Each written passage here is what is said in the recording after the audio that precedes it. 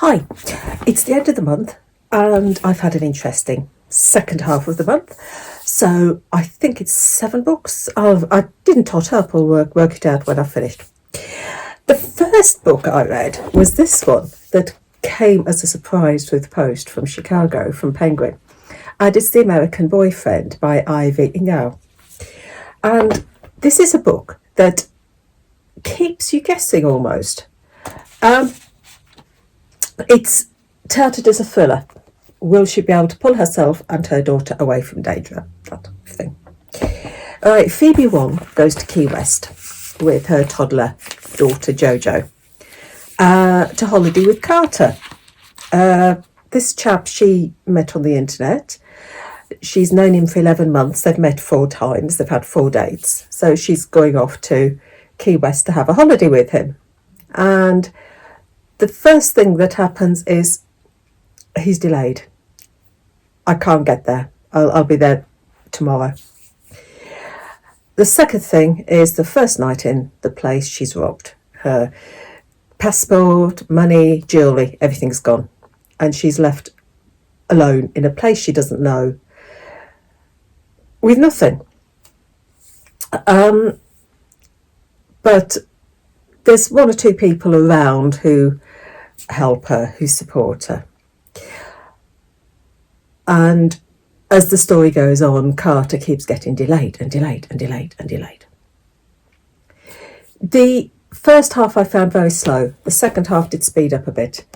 And you've got danger in there. You've got a murder. I questioned her decisions. Would I really have flown across the world to have a holiday with someone I'd met 4 times? I don't know. Maybe I'm not as brave as she is.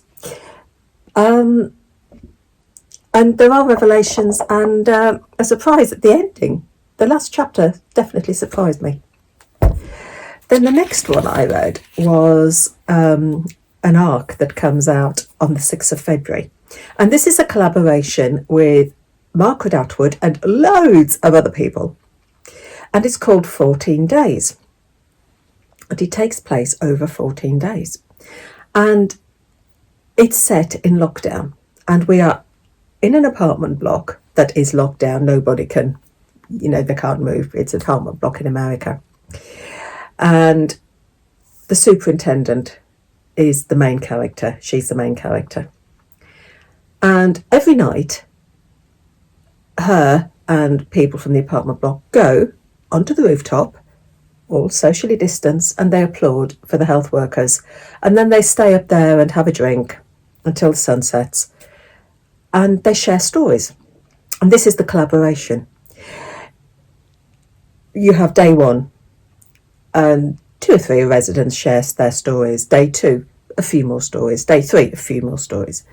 It's not like a short story collection where you have a title and an author, a title and an author. You don't know which of these writers is collaborating in these stories. And it doesn't feel like a short story collection. Well, it didn't to me anyway. And you get to know these characters as they are up on the roof, which I enjoyed. There is a sobering reminder of the pandemic because our superintendent, she daily makes a note of cases and deaths in New York. So there is that sobering reminder through the book. But you focus on the characters and their stories. So that was a nice read.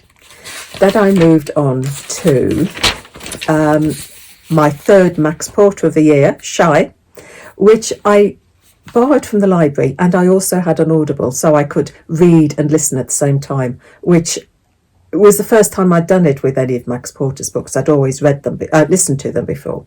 So it was nice listening to them and seeing the way that it's all laid out on the page. And this one is about Shy, who's a troubled young man. He's in this house, this school it's called The Last Chance for troubled teenagers. And one day he leaves the school with a bag of rocks. And it's his stream of consciousness. And it's also his memories as he replays his past. And you have scenes of lust, you have scenes of violence, and his past haunts him. And you have how he responds to everything with violence, and you hear the voices of his teachers, his parents, pupils that he's sort of through his childhood, and he comes out as a very misunderstood young man. Then another NetGalley arc that comes out on the 8th of February, and this is a debut novel by poet Andrew McMillan, and it's set in Barnsley, and we have 3 generations. Simon works in a call centre. He's also a drag artist, and he's also got an OnlyFans account. A word of warning, the OnlyFans account sections are very, very explicit. His boyfriend is Ryan, who's a security guard in the local shopping centre, keeping an eye on the gents' toilets, because that's where men meet for lewd activities. You've got Simon's dad, Alex, and his uncle, Brian. Brian is an ex-miner. I think Alex is too. And he's now taking part in a workshop run by academics to remember the past of Barnsley. And then you've got Grandad, who was a miner. And I found his sections, because it's all different sections in this novel, I found his sections so poetic and so moving. And you can see the poet writing them. I thought it was lovely. It's a book about masculinity, sexuality and family bonds. And I thought it was great.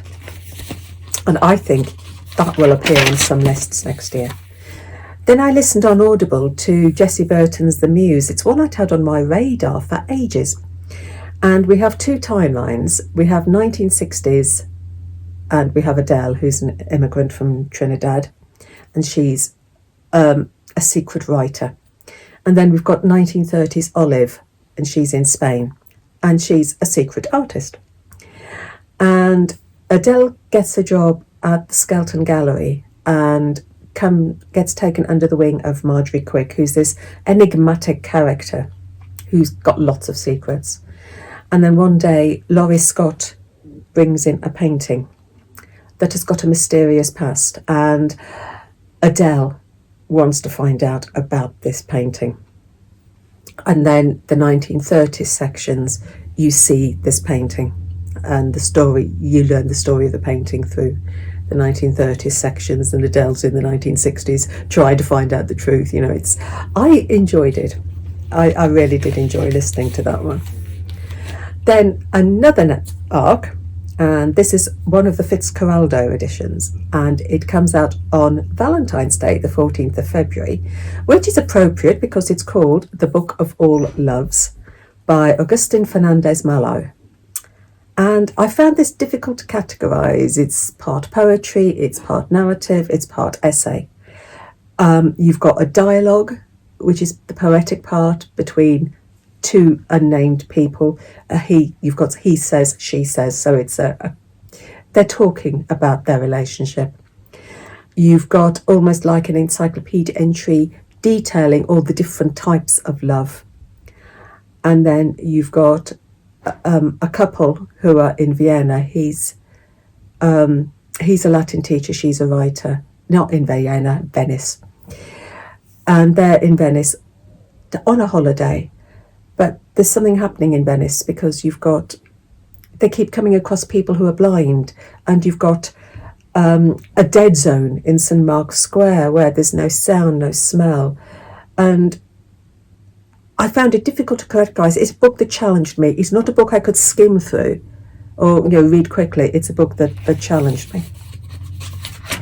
And then the final one I read was this one, The Lost Bookshop by Evie Woods, and this is super. It's again, you've got a couple of timelines.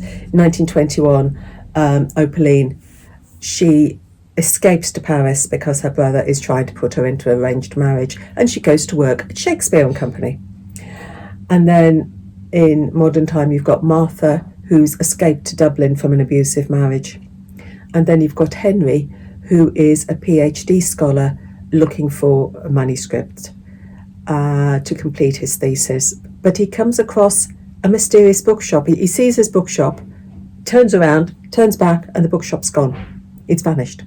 But where he is standing outside Martha's, the house where she is working, because when she escaped to Dublin, she was taken on as a living housekeeper for Madame Bowden, who is this very strange, mysterious character almost.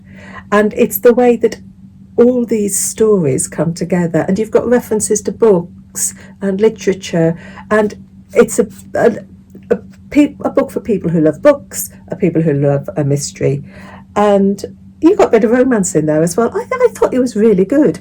There are sort of warnings for sort of abuse and the treatment of women, but I loved it, absolutely.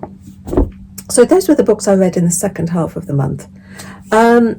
So my book of the month, I think I'm still going to go with the book I chose the first half of the month, and that was Claire Keegan's short story collection, Walk the Blue Fields. It is still my top one for the month. So I've had a really good November, really, a very varied selection. And we're now we're now tomorrow, it's December, last month of the year. I'll soon be looking back on which book is going to be my book of the year, so who knows. So I hope you all have a wonderful December, a wonderful reading month. I don't think I'll get as many read in December, because with Christmas and planning, and the month just flies by, so we'll see. I will try to read as much as I can, as usual. So happy reading, take care.